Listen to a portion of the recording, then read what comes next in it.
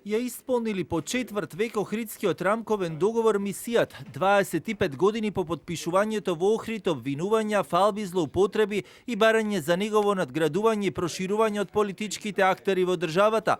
Оние пак кои директно беа дел од тие мачни преговори за телевизија 24 сведочат дека по 25 години останале низа прашања кои треба да се додефинираат. Аналитичарот и поранешен министер, функционер и пратеник во првиот парламентарен состав во разговор за телевизија 24 коментира дека договорот ја исполнил својата мировна мисија, но дел од другите суштински прашања се уште остануваат не во целост дефинирање. Мислам дека Охридскиот рамковен договор го положи тестот на времето.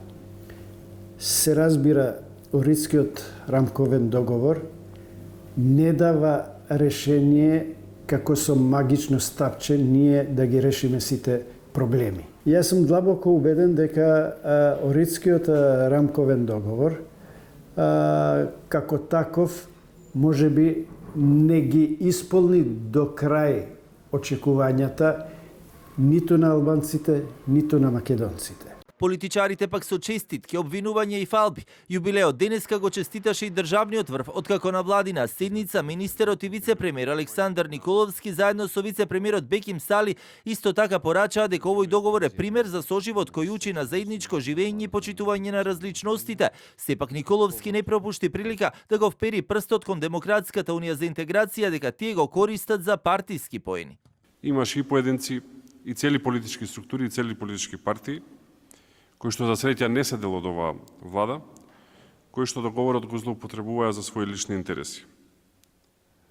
Се обидуваа да прават раздор, да поттикнуваат лажен национализам, етнички тензии. Охридскиот договор не треба да се гледа како затворен и завршен документ, туку како жив механизам на нашиот уставен поредок и како политичка насока за секоја институција на државата. Од Струга пак шефицата на државата Гордана Силјановска-Давкова порача дека токму ова е градот кој е елоквентен пример за почитување на различностите и вистинско спроведување и во пракса на Охридскиот рамковен договор. Струга е град кој што важи за град што помирува и почитува етнички, верски и секакви разлики, град кој може да биде пример за соживот. Добро е да се одбележуваат миротворни потези, но важно е да се постигне нешто во реалноста. Од дуј со порака до владата. Охридскиот договор не може да се прифаќа селективно, да се почитува таму каде што ја одговара на власта, а да се заобиколува таму каде што ја гарантира еднаквоста. Таквиот пристап представува сериозен ризик за општествената кохезија, меѓуетничките односи и долгорочната стабилност на Северна Македонија. Лидерот на Алијанса на албанците Арбан Таравари пак со барање за нов договор.